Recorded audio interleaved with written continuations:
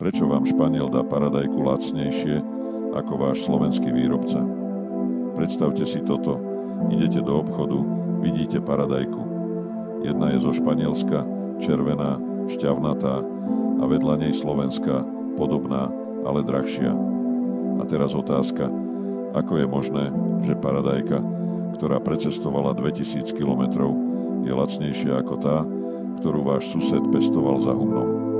Nie, odpoveď vás asi nahnevá, lebo dotácie. Španiel dostane od svojej vlády a Európskej únie taký balík peňazí, že keby paradajky rozdával zadarmo, stále by zarobil.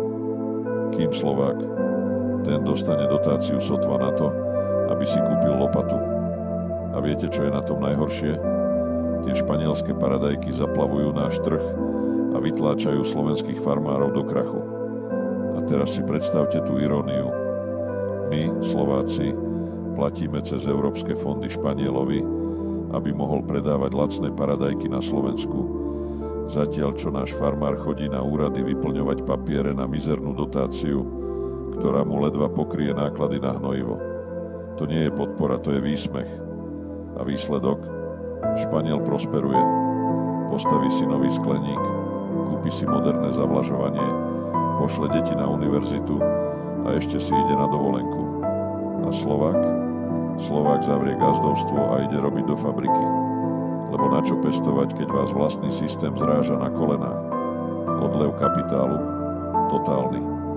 Každé euro, ktoré zaplatíte za tú španielskú paradajku, odchádza preč.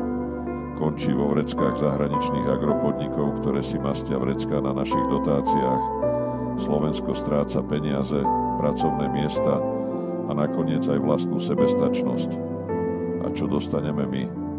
Prázdne polia a burinu. A teraz to najlepšie. Tie dotácie, ktoré mali pomáhať farmárom, sú v skutočnosti zbraňou, ktorá ničí slovenské poľnohospodárstvo. Je to nastavené tak, že veľké zahraničné firmy si na tom vybudovali biznis model. Slovenský farmár, ten je štatista vo vlastnej krajine. Riešenie? Zrušiť dotácie. Prestaňme podporovať španielské a nemecké megafirmy, ktoré nám sem tlačia lacné potraviny.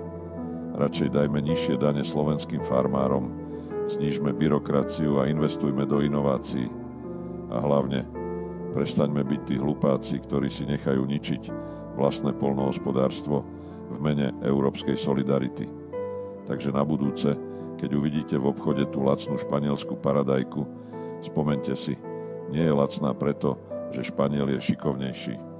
Je lacná preto, že systém je fraška, ktorú my platíme.